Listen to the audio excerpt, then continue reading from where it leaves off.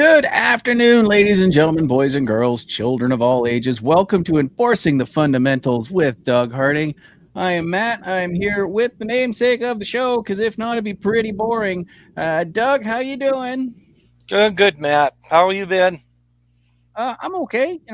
Getting through, doing some stuff, and Yeah. doing some junk, and did some Mother's Day stuff. Yeah. You, however, were not at any Mother's Day functions because, No. well, we won't get into that. But you know what? At your age, um, you were off. You were off at a training camp of some sorts up in Prince George, I believe, was it? Yeah, it was great. It's good fun. Nice to get back out and see kids working as hard as they can to make a team. You forget how hard some kids will work with. You know, everybody brings kids to camp saying that there's an opportunity, but there's not many, and you have to do real, real well. So, I mean, that was the way it was pretty well with all our camps. You don't like to say team was pretty well picked, but it's a really good camp for a team if you can catch two or three surprises that can make a team in camp. If Mm-hmm. the only other thing is you haven't done your work, and hopefully you have done your work to get the players in that you want. It's a big recruiting deal, but it was a good camp. There were some. You kind of notice the returning players all have the same equipment and the new kids don't have the same equipment, so it's not too difficult to pick out the new kids trying out that haven't been there before. So for me, I got analyzing the new kids to see Mm-hmm. who I thought might be as good as or better than the kids that are there wearing the team equipment. So yeah. Yeah, and that's interesting because I mean, you have on one hand you have the crop of new players. There's only going to be so many slots open as other players age out. It's pretty much something opens up. Other than that, these new guys are coming in and they're gunning for a job of the other guys on the other side of the ice. So Yeah. um, Yeah. You that's you hope that's what it is. mhm. You want them to be as competitive as they can because uh, you hate to let a kid go that should actually be there because he didn't perform in a 3 day Mhm. camp. But it happens. Yeah, I mean it's a short time span. Sometimes you got a bad day and Yeah. it's problematic because if it's a 3-day camp and it's a bad day, then you're only good 2 of the 3 days, and that Yeah. You may really, not be it. you really got to show something big if you go in, especially if you don't have a particularly good day on the first day. This is just information for kids out there. You got to go in and you got to create an impression. And if you do that, then you'll get looked at again and again because there has to be a decision made with you. But if you go in on your first day and you have a bad day, and I would call a bad day not playing up to your capabilities. Mhm. I mean, not every kid is the same, but the thing that I can say that I would be afraid of if I were a kid is I went to camp and I didn't play as well as I could because you just got evaluated as if that was the best that you could be. So it's hard. Mhm. It's hard on them mentally and emotionally, and I think that's more about what that game is. You have to be 100% prepared, go in and have a great first day, and then do some outstanding things. Some get noticed types of things. And that doesn't have to necessarily mean scoring a bunch of goals or racing past everybody. You've got to be, for elite hockey players, it's they have to have the skills because you're not an elite hockey player, but you have to have the sense. You have to have the a sense of team. You have to have a sense of, being able to create out of opportunities given to you. So it's hard for a kid.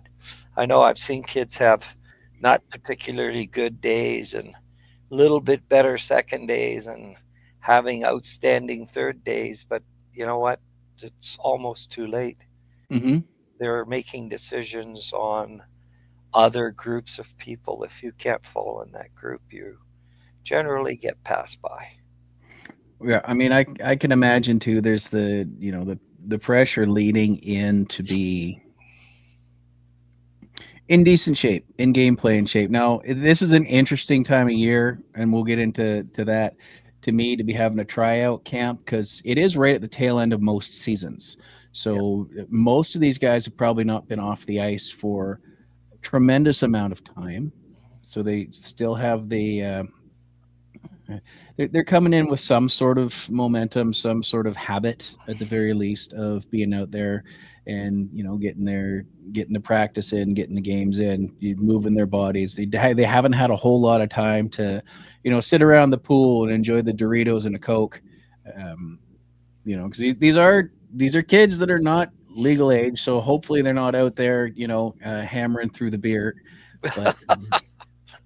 I've met athletes and I've They met can't. teenagers. They, So, they they um, can't even. They you know what? It's almost impossible for a kid nowadays. I mean, it used to be like it was for NHL players. They used to pack for training camp and head for training camp under the auspices. Now we're talking 60s and 50s. Now mhm, we're not talking today's players. Without doing anything other than, oh, I'll go to training camp and I'll spend the next 2 weeks getting back into game shape. right. You don't go to tryout camps and you don't go to your team uh, out of shape and not prepared to be as good as you can be. So Right. it's too hard to do. There's too much that has to be caught up on. Like I specifically, I guess I can say this. If Carter's listening, that's okay, Carter. Uh, we Carter was a goaltender at this camp, and I had him, and we talked about doing some mental things for his games a few years ago, and he said, "Well, we're going to Prince George," and I told him that was a really good decision. I'm very much in favor of elite players playing within their group uh, and playing with the same uh, goals player, same close to same age, and being the best that you can be at an elite a level in your own group before you skip off to a level or two higher than what you would normally play at, and then end up not playing for a whole year or Mhm, playing fourth line or a lot of times nowadays, especially with junior teams, they'll carry 25 or 30 players, and that means every game 5 or 6 kids that aren't injured are sitting in the stands. mhm, And that can, you can say, oh wow, at age 17 or 16 I played major junior hockey, and that's a big thing. mhm. But the problem is you have to play, Yes. and unless you're a projected Connor McDavid, generally they don't. They sit game after game after game. They practice, until an injury or something comes along. An injury will come along, they'll get to play in a couple of games, the injury will come back and they'll be out again. So Mhm, you go through your whole year hoping that at least two or three of your fellow teammates might be hurt so that you can get to play. And mhm. even given that situation, you don't play much. You're lucky to get a shift or two a game. So if you're an elite hockey player and you can play at the top elite level of your own age group, uh, you're going to get more development in that year than you are sitting at a higher this is just my opinion, sitting at a higher level and not playing. And some of the kids will come home and they say, well, I didn't play much, but I learned a lot in practices. But the problem is practices aren't the same competitive levels as games are, and that No. competitiveness is what will create the player. So that's, what, lots of kids go and do it, and it's just my opinion. So, and Well, I mean, it's a fairly educated opinion. You're not talking out of your ass like I normally would.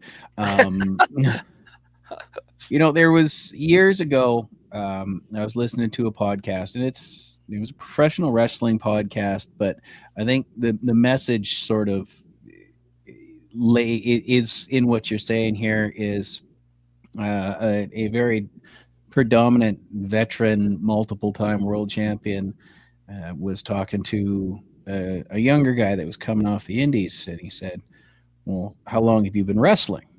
And the guy said, "Well, I've been wrestling about 7 years." As the conversation went along, sure, you've been wrestling 7 years, but once a month. Yeah. So he'd had less than 100 matches, whereas he would talk to another guy, and he's like, "How long you been wrestling?" "Only a couple years, but 5 nights a week." Yeah. Quite a So difference, isn't there? that difference of, and you hate to make it about the amount of ice time you've got on there, but it counts. Like, you don't necessarily want to be counting everything down to the second to go, "Oh, I only got 3 minutes ice time this game, but I had 17 last game," and get in your head like that. But getting these reps in of getting these game situations of these sort of live fire situations, not practice scrimmage, not out playing, shinny on the pond, but actually getting in there, having the gear on and being there, whether it's, and making an impact. If you're that guy that's the backup to the backup's backup, you want to make sure that when you get that call, when they hand you the jersey, you're ready to go. I mean, look at how impressive that that Zamboni driver was a few weeks ago when they pulled him out of nowhere because there was no goalies for, I can't Yeah. remember what team it was. I think it was Toronto. I feel like he got pulled. It was a Toronto native and ended up winning the game for not Toronto. I could be wrong. I'd have to look that up, and I'm not going to do it right now. But getting those live fire scenarios, getting in there and doing the games, especially this time of year. I mean, you could have the bad luck of, it's like, "Oh, I've been playing in the league for 10 years, but I I've only played in 4 playoff games and we lost them all." Yeah. And now you're suddenly Yeah. you're in the playoffs and you're going deep. You're in round 2, headed for round 3, something like that. Um, Yeah.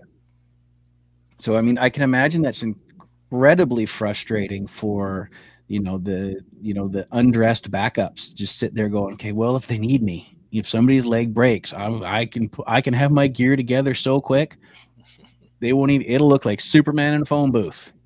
But Yeah.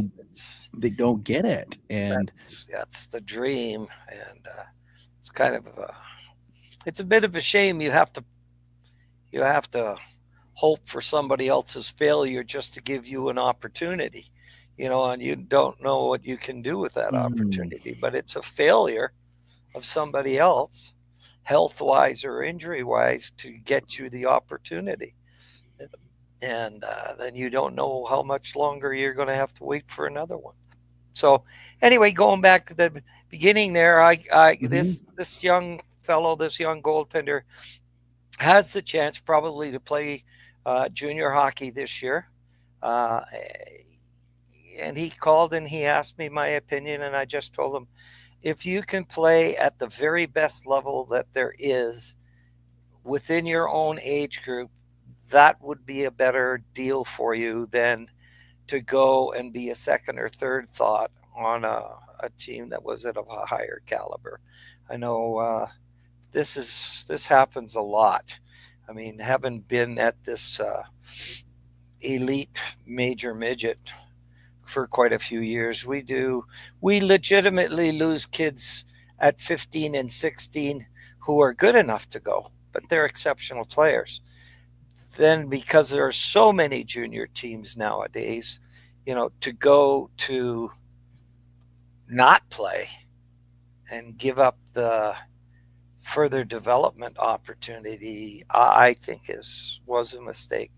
In the case of, I can think of 5 or 6 kids that after 2 years of sitting on the bench at junior, although I have been a junior hockey player for 2 years, they were through hockey, because then they were an older player competing and they got beat out by a lot of kids who came in behind them. And you can't not play. Go to where you can play, kids.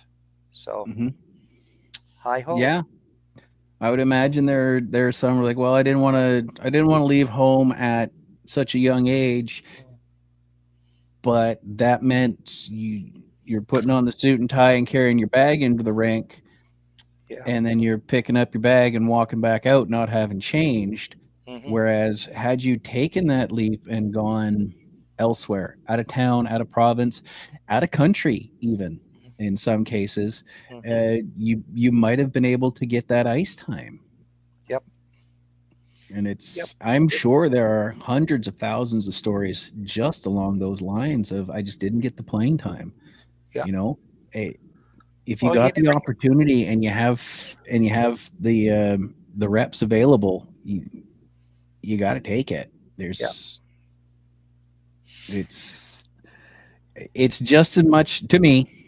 Again, I'm out here squawking on my keister, but to me, it's just a matter of if heart. It's the same kind of heart you have to put in the extra time, Yeah.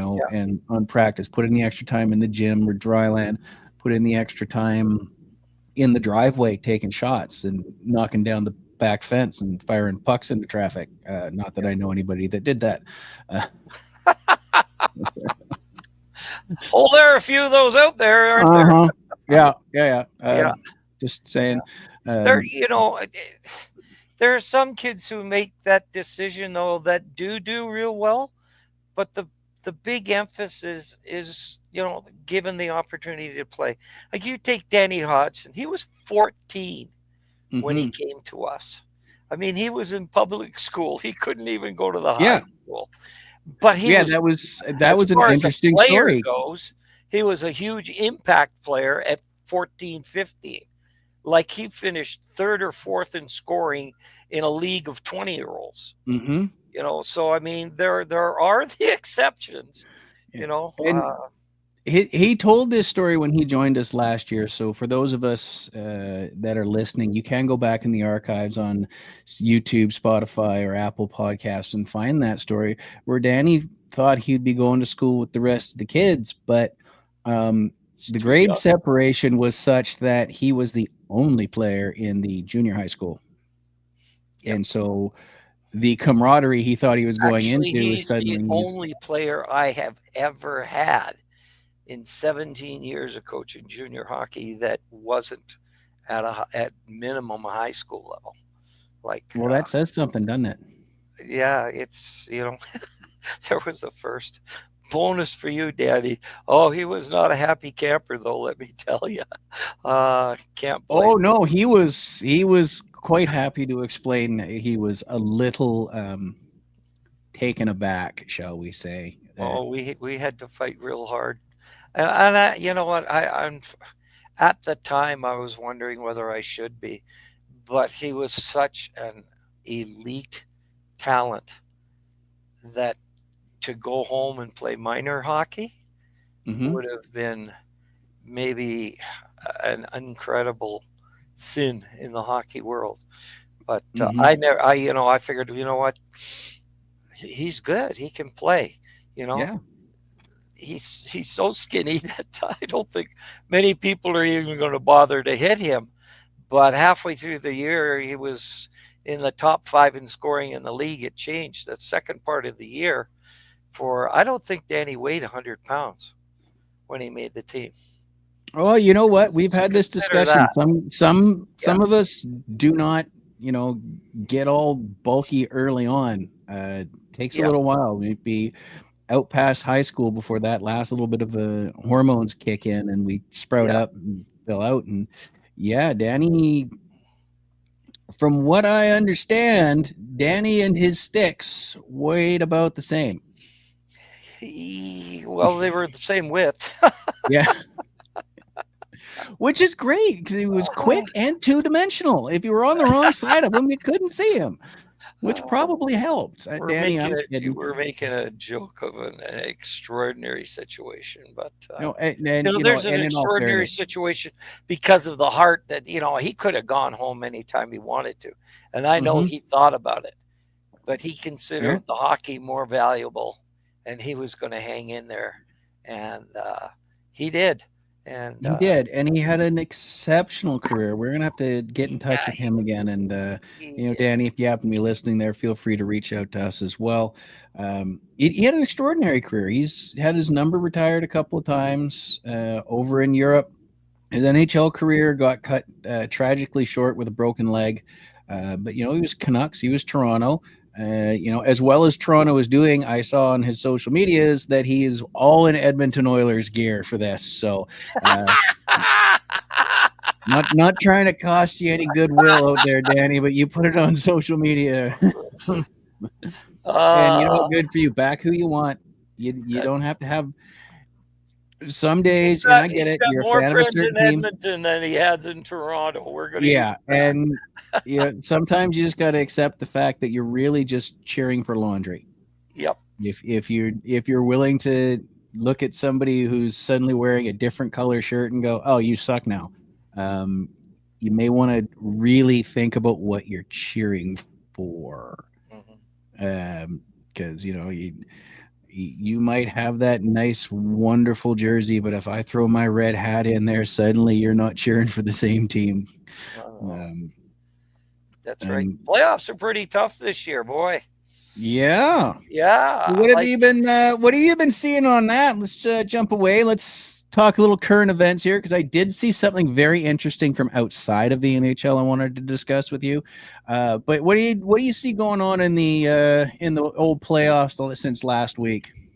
Well, Edmonton is getting its game together. Mm-hmm. We can't get.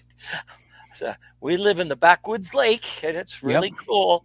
Our one big problem is our satellite dish won't pick up sports channels.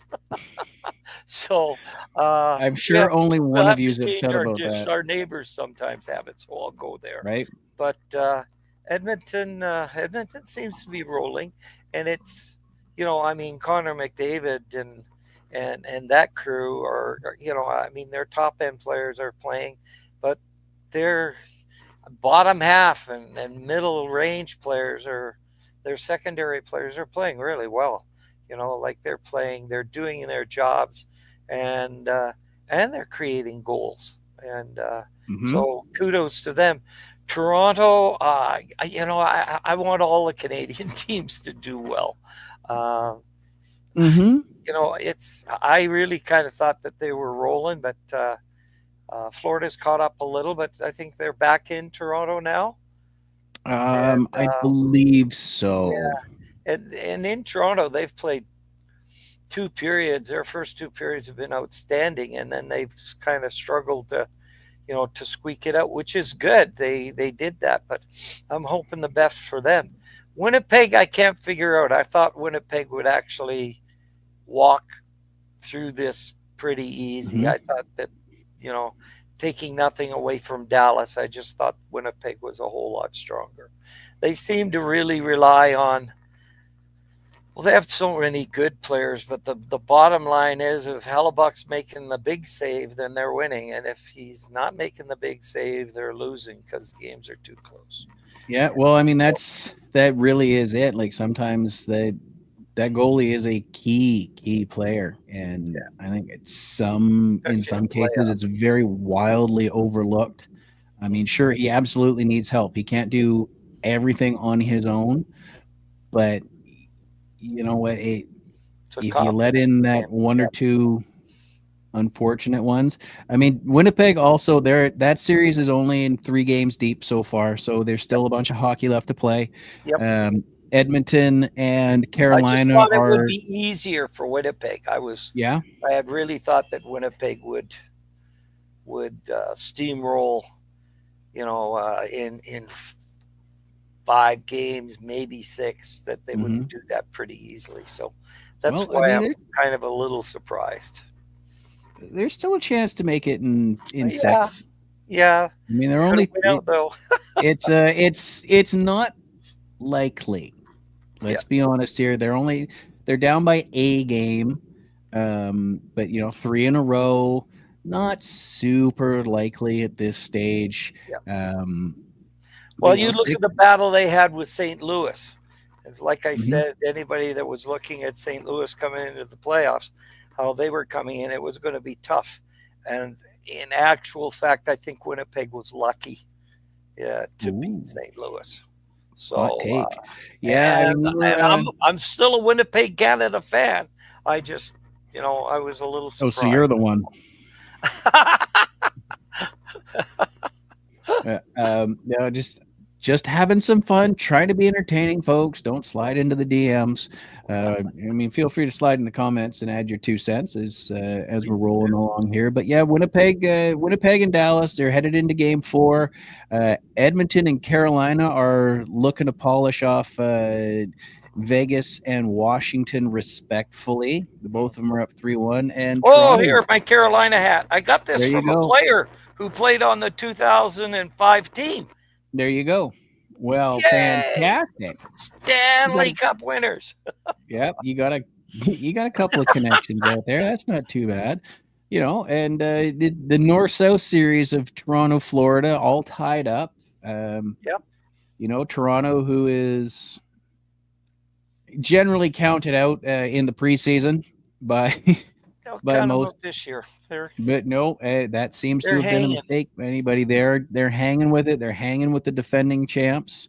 They're in there out of 8 teams remaining. They're one of our 3 Canadian teams still going. Hopefully, at least one of them make it to the next round. But Edmonton is looking fairly strong. Hopefully, Winnipeg can turn it around. Yeah, you're holding up 3. I want 3 Canadian teams to make it. I think we all do. So if we do that, we should have a guarantee on.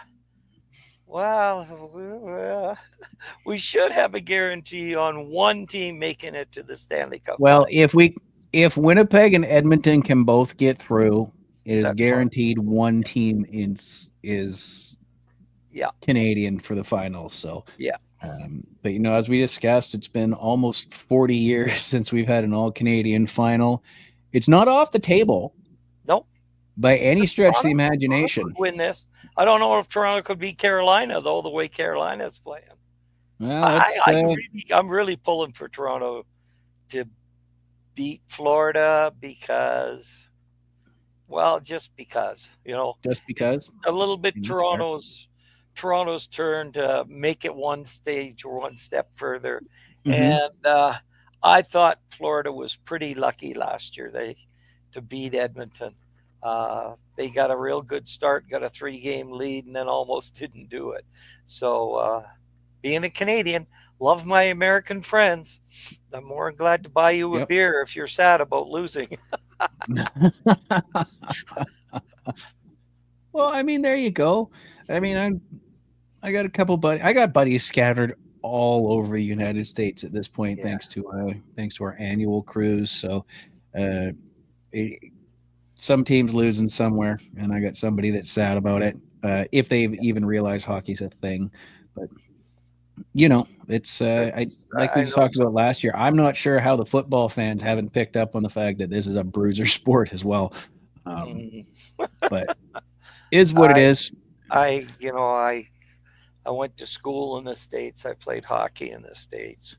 I have a ton of friends that I knew from then, and then we had a ton of kids coming up to Canada to do my hockey programs. I got to know all of their families. I have a tremendous amount of respect for the American people. Sometimes I wonder about their politics, but people, they're great people. I'm a little sad that I can't just hop in my car and head into the States without worrying about whether I can get back.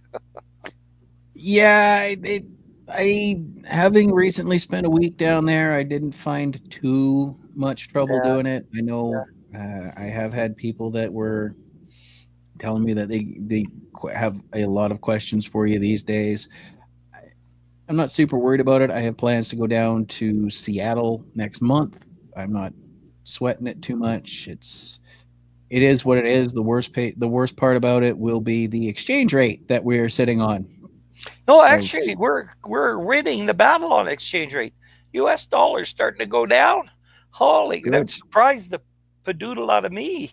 Good, because my credit card bill for my last trip said it was 42 cents on the dollar. So I mean, Oh, I think that's credit how card charges because the I would actual dollar, U.S. dollar, has I'm gone down. well, good, because Thanks. the exchange rate I was paying was ridiculous. Thank God it was a company trip and I had to submit all my receipts, and that's part of it. That's a good part. Because Yeah. wow, No. Anyway, I have a lot of respect for not only my American friends but the friends of my friends. So and if they're anti-Canada, they're anti-Canada. I think most of them are pretty much on our side in terms of what they're feeling if they know us at all. So yeah, I don't even really think it's anti-Canada so much as it is a little ticked off that we are not putting our best foot forward all the time, and booing national anthems and stuff like that, when it's yep, really just a small handful of individuals that we have an actual problem with.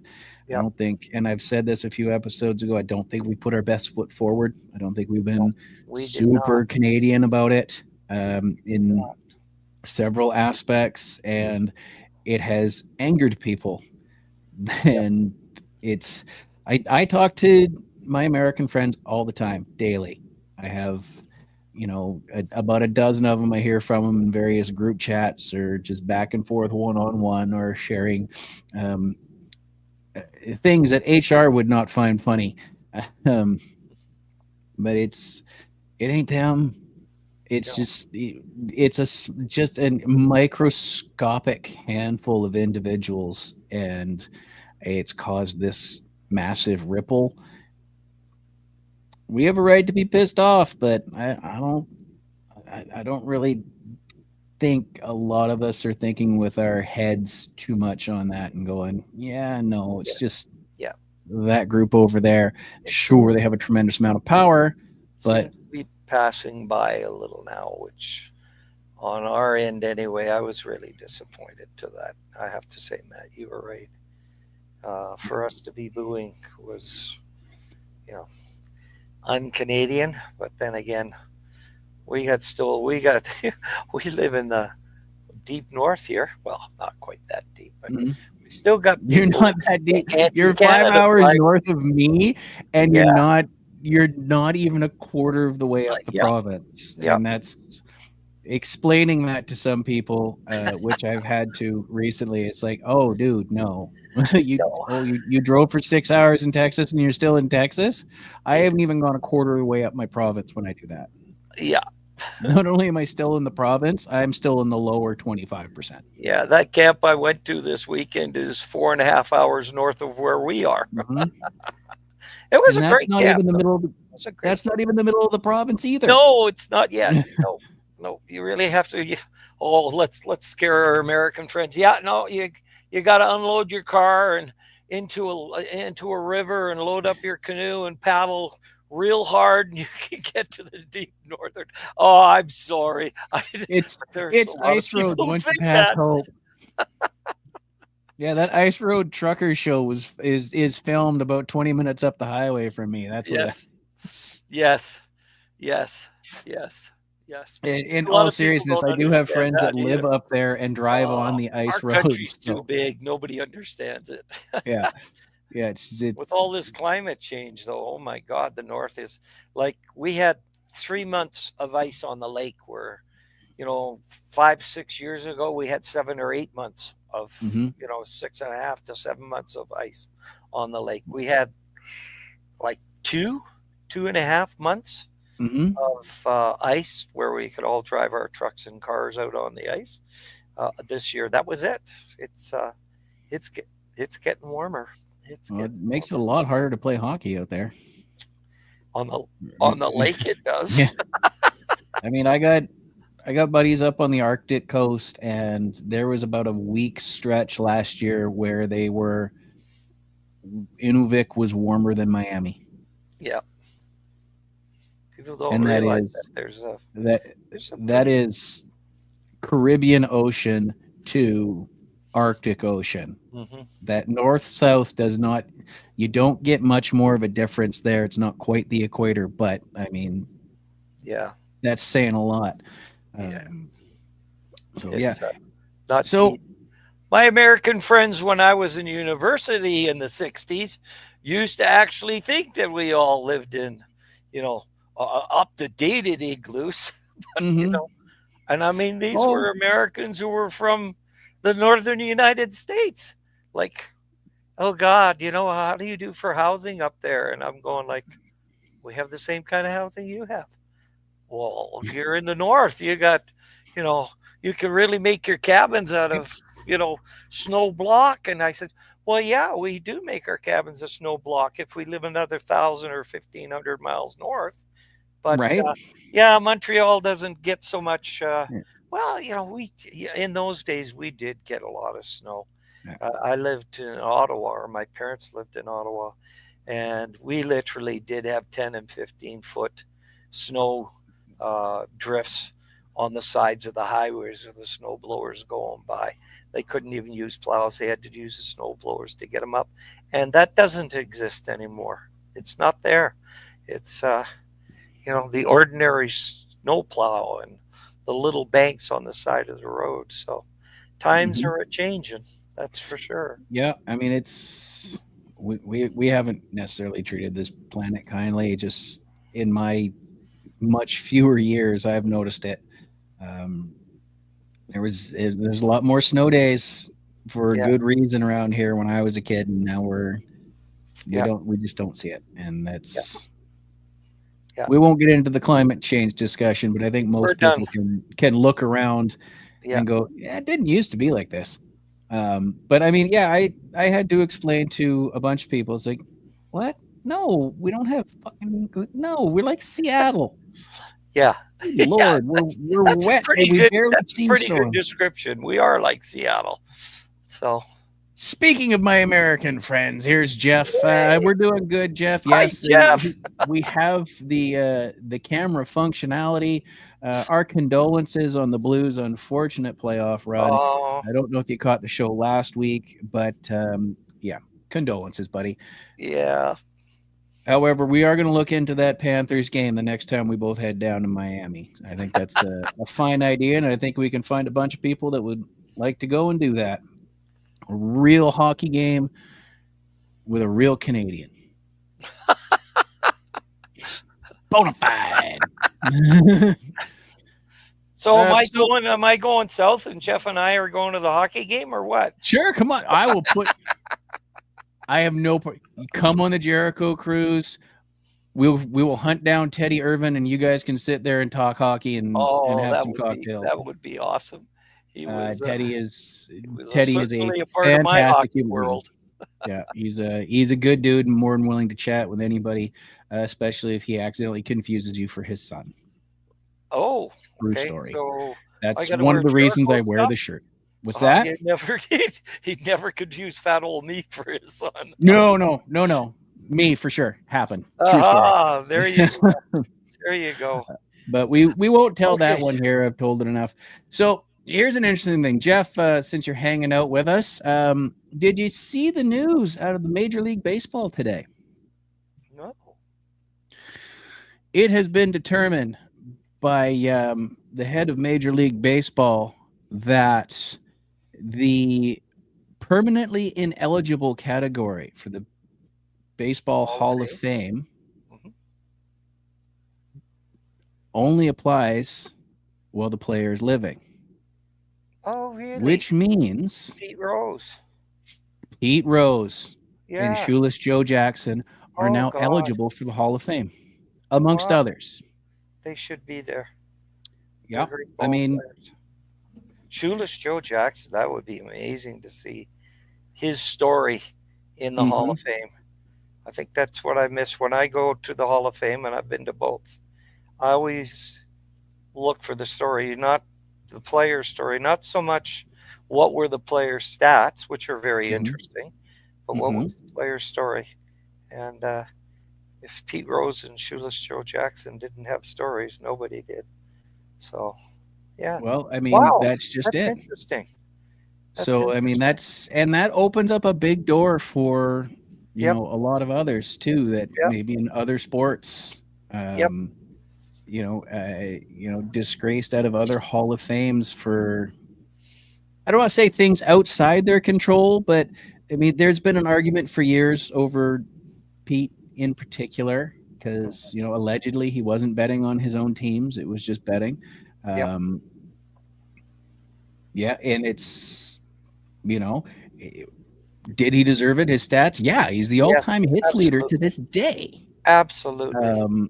I used to watch baseball specifically, being a bit of a Yankee fan, watch the Yankees when they were good because I had some souvenirs from them. But I used to watch Cincinnati specifically for Pete Rose and Johnny Bench. Like they were two of my all-time greats. So I think that's a good move for baseball to do that, because a lot of those guys, it's like you say, Matt, a lot of those guys are being kept out for what I wouldn't consider legitimate reasons. So anyway. Yeah, it is one of those things where they are no longer, I believe the exact terminology here was no longer a threat to the integrity of the game. Yes. Yeah, absolutely. Funny thing though, Pete Rose is actually in a Hall of Fame. Cincinnati Hall of Fame? The WWE Hall of Fame, if you can believe really? That. Yes. Oh my goodness. He had a running gag at WrestleMania. He would run afoul of Kane and get dropped on his head in a tombstone pile driver 3 years in a row. Oh, wow. So Where was I? Oh. It's rolling your eyes at the fact that I was trying to watch wrestling, and I don't know. But yeah, so Pete Rose made the WWE Hall of Fame before he made the Baseball Hall of Fame. I think this year's Hall of Fame class for the MLB is going to be interesting with this new ruling. I wonder if they're going to expand it a little so that it'll make room for those players. And Charlie Hustle is one of the greatest nicknames ever too. Yes. Yep. Absolutely. Can't deny that. So the Hall of Fame could be very interesting this year for that. And not to rain on Pete's parade there, but he's also in the WWE Hall of Fame with Mr. T, Arnold Schwarzenegger, and President Donald Trump. All four of those guys have rings. Oh, Trump is in there? Yep. They didn't drop that guy on his head hard enough. Whoops, sorry. Let's not get political. No, I'm not getting political. He actually he was a big benefactor to the early days of WrestleMania. Oh wow! Hosting it at a couple of his casinos, and famously about 10 years ago, guy inside Donald somewhere. Yeah. Famously 10 years ago was involved in a match that resulted in Vince McMahon having his head shaved on pay-per-view. Oh. So yeah, the celebrity wing of the WWE Hall of Fame is fascinating. Jeff is confirming yes, no longer a threat to the integrity of the game. I mean, it's so good to see this. I mean, obviously, hearing the news is one thing, but let's see how this year's class goes around. Speaking of the Hall of Fame, what we have, the NHL Hall of Fame. Mm-hmm. You Toronto, big deal. What's that? Say it's Toronto. It's a big deal. It's really worth going. Even you wrestling fans will like going through the Hockey Hall of Fame because it shows a whole lot of fights. Josh is showing up. Thank you, Josh, out there in the Carolinas. You'll notice that Doug is wearing the Carolina hat this afternoon, buddy. 2002 hat, actually a real hat from one of the players. Fantastic. My computer, I hope everything is going sale right now. Depends on how many autographs you have on it, but I don't have any. I have one, and but that's Jeff's been a hockey fan longer than he's been a wrestling fan. That's okay. I won't hold it against you, buddy. I went the other way. Good boy, Jeff. But Josh got his Whalers hat. Oh, classic. And that's one of the things about the last, 15 or so years, the nostalgia hats coming back, the nostalgia merchandise coming back. You can get your Quebec Nordiques, you can get your Hartford Whalers. I think that's a really cool addition to, just being out there, a little heritage. NHL Hall of Fame. Yeah, actually, it's funny you mentioned that even wrestling fans would like it because I was at WrestleMania 18 when I went to the to the NHL Hall of Fame.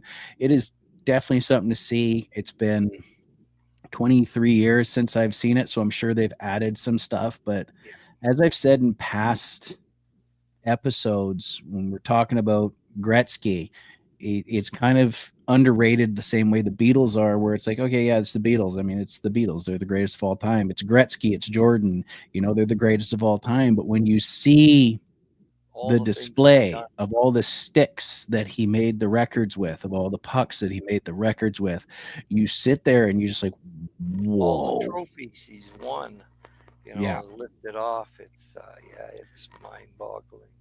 So do you see any what we're getting at here is, do you see any glaring omissions to the Hall of Fame that you would like to see go into the NHL Hall of Fame this year? I have a few players in the Hall of Fame, you know what, and deservedly so. Glaring. No, not that I can think of, but I'm old now, so a lot I don't remember. Yeah, so, we may have to discuss this closer when they actually get nominations out, and I can pull up a list a little easier. Jeff would definitely be down to go sometime. You'd love to see the old Montreal Forum too. Yeah. Is the old Forum still standing? Yes. That's fucking cool. Yeah, I'm not sure, but I don't think Maple Leaf Gardens is still standing. But the last time I was in Montreal, because I've had the chance to play in both places, the Montreal Hockey Hall of Fame, or not Hall of Fame, but the Montreal Forum was still standing. I don't know what they were using it for. It could have been at Eaton's. They're gone now. So, but the building is outlasting a few people. I'm not sure on Maple Leaf Gardens whether it's still standing. I don't think it is. I think that's gone. Yeah, I think they took it down. I recall something from years ago where they were somebody paid $1 billion for the lot. Yeah, and then they made a lot of money back because they started selling pieces of the building. They sold seats, they sold bricks. You have a seat in Kamloops Arena when they built it. We were leaving then when they were building the new arena in Kamloops. We have a seat there in the old in the Kamloops home arena. Yeah, I was today years old. $5 to put your name on it, by the way. Interesting. I wonder if that's still there. That's a lot of people raise money to do their things, either selling the old things or selling parts of the new things and throwing a name tag on it. I don't know if anybody does it. I mean, only big money people can afford to build those things. I mean, the community built that center in Kamloops, and so took a lot of years of fundraising while it was being built, and that was okay. I mean, it was only $75. That's okay. That's pretty cool. Yeah, I mean, it was not super cheap, but $75 for a seat in the Kamloops Arena. So here's the other thing that hit the news down here that I heard on the radio this morning. They're replacing all the seat in Rogers Arena. Oh, really? And season ticket holders get a first crack for $50 to take a seat with them. I would imagine that they're going to open this up because, I mean, let's be honest. You can pull all the seats out. You can throw them in a big bin, have it hauled away. It's going to cost you money. Yep. Or you can have somebody come down and you can sell them. Have somebody pay you to come down, pick it up. Well, poor Aquilinis don't have enough money anyway. So yeah. Well, I mean, hey, it's plus it's something that it's nostalgia. I don't think they've replaced the seats since the building was built, and that's 30 years ago. Yeah. I could be wrong on that. It's about time. But I mean, I hear the new women's team are going to play at the Coliseum. Yes, in Vancouver. So PWHL be is interesting. Yeah, that'll be and interesting. it'd be cool to go back there. Yeah. The Pacific Coliseum is one of those old buildings. I don't think it's it's not like the Forum in Montreal or Maple Leaf Gardens or Madison Square Gardens or some of these big time mecca arenas. However, if you spent any time going to events at the Pacific Coliseum as a dude, Yep. you got over shy bladder real fucking quick. Yeah, that's the truth. Because it was the typical lineup out the door for the men's room, but the men's room did not have individual urinals. It was a trough that went around 3 walls. It hurried them through, though. You could stand closer than elbow to elbow. Yeah, but you're just elbow to elbow. That was never a place I really wanted to go. I really had to. It'll get you over your shy bladder real quick because you were. It was elbow to elbow, and then like 4 or 5 sinks. Yeah, Jeff's got it, nailed it. The old trough style, 3 walls. The 4th wall with half sink and a couple of stalls for anybody that needed to sit and have quiet contemplative time. Yes. Which, let's face it, as human beings, we are absolute barbarians when it comes to a public restroom. You don't really want to sit anywhere. There's very few. I think one of the great pleasures I've ever had in an arena was when I was working as a security technician, and in the Abbotsford Arena, I was actually able to use the stalls because they're nicely cleaned. Nobody else was in the building. It was like 6 people in the entire building. It was fantastic. Yeah. Josh agrees. Having been a custodian in his 20s, yeah, we're barbarians. I mean, I spent some time working at that Colossus movie theater, so 18 theaters plus an IMAX, thousands of people through a day, and somebody had to go in and make sure the washrooms were clean. I did my fair share of that, and let me tell you, absolute barbarians. And boys, don't let them tell you different. The women are worse. Yep. I have heard so many horror stories. Yeah. We were in Mexico for a week. We were at a seminar, and there's 2,500 people. Mm-hmm. And about every hour or so, they let you out for to relieve oneself or to grab. They had free water and donuts and all kinds of stuff you could eat. And the men filed through there pretty quick in theirs. The women, oh my God, they waited forever because all they had for 2,000 people, all they had was about 8 stalls. So those women stood in line. A lot of time, those women never made it back by the time their half-hour break was done. It was like I had never realized how critical it was. So finally, on day 2, they let the women start to use ours in the men's washroom. They've just sort of guide them into their little stalls and guide them back out. Because I mean, it's not like we're just walking around like a locker room with them swinging out. No, nobody was doing that, especially as soon as they passing rulers around. It's like, no, you do your thing, you zip up, you turn around, you walk off. There's nothing going on in there. It's more the fact that guys are gross. But anyway, and filthy. It was pretty funny the second time I was in there to see a woman coming out of the stalls. I went, oh, she made a mistake. And then I realized, no, the guys weren't using them. They were using the urinals. They were letting the women. And there was many, many, many women who couldn't even get into their washroom standing in line. So kudos to whoever arranged. At least they probably doubled their size of urinal or toilets that the women could use. So we've gone down a weird road here at the end of the show. But Josh is confirming that sports? Come on. Back in the day at Ozfest, they did the opposite because there was far more men attending. Really? Quite the sausage fest. So they did the opposite, and they opened up the women's room to the men. I mean, fair enough. Because we will just like whatever. There's a plant. There's a garbage can. There's something. Somebody's going to do it. I've seen it. It's the first time I've ever been at a at a thing where there was probably 60-40 more women than men. So yeah, that's that's probably why I didn't even think of that. I forgot that there were so many women that were there. All I knew is that every one of them had to go to the bathroom at every break.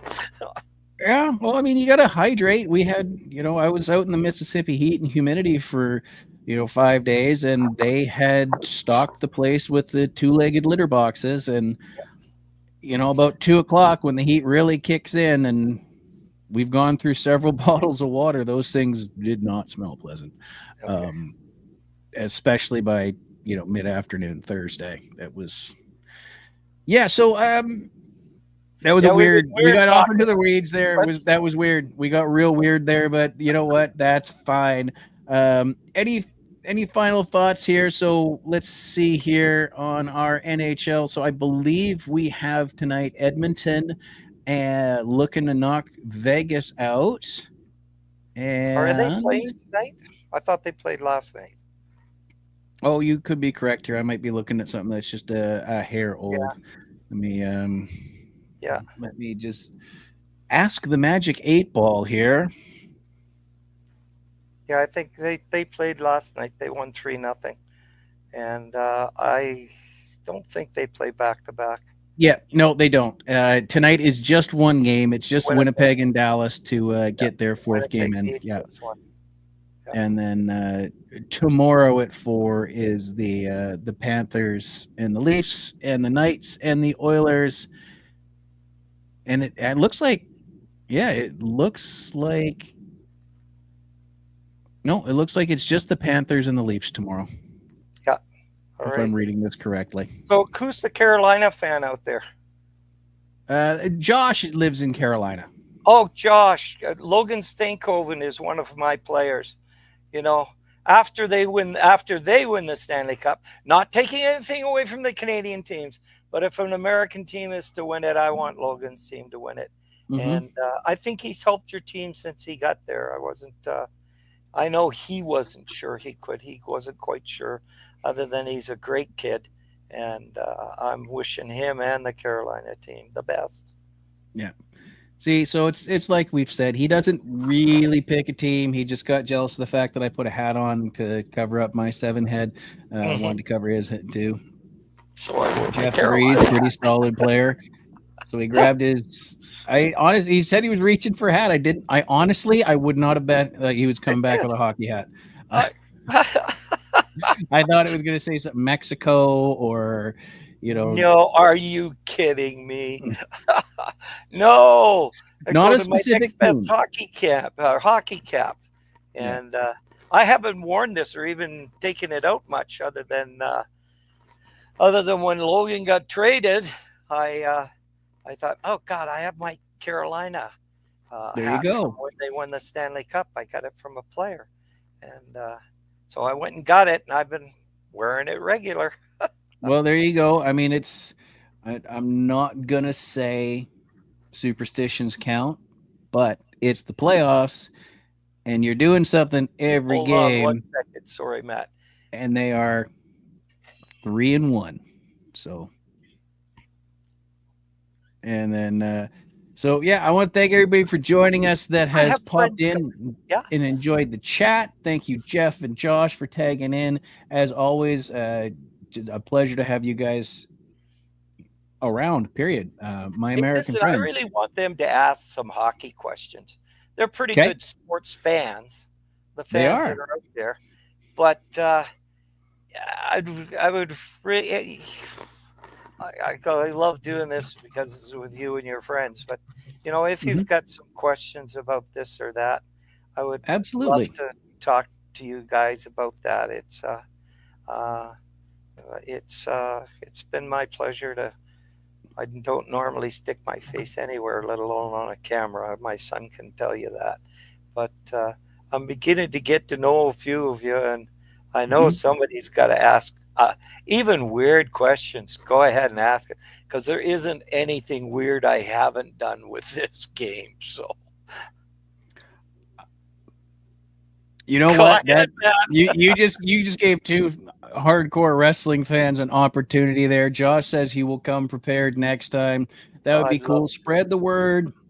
Yeah. We want to keep growing here. We want to get Doug out there, get some questions from players. Hopefully, throughout the summer, as word spreads, we can have some guys checking in, seeing what they need to do, and hopefully, we have some guys check in with us. Get a few guests on here, discuss their journeys as well. We got some feelers out.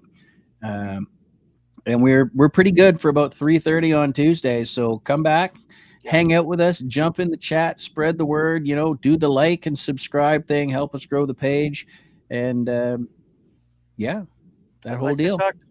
I'd love to talk to the ones that are there right now. I'd love to talk to ones who aren't there right now. So call your friends if they got a hockey question. There's no such thing as a stupid question about hockey. Anyway, are we done, Matt? Accepted. Challenge accepted. Okay, I'm grooving. Okay, anyway, all I gotta say if we're out of here is enjoy yourself. Be great because you can.